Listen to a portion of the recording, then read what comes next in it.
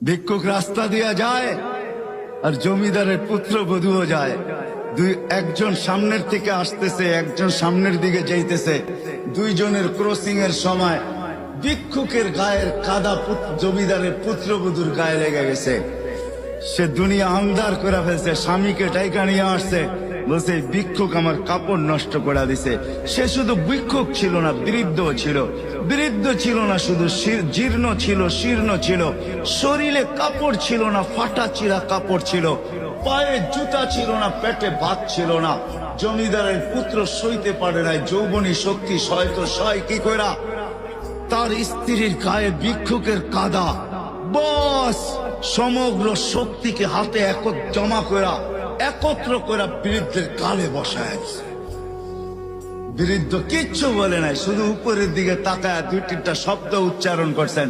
শব্দগুলা হলো ইয়া আল্লাহ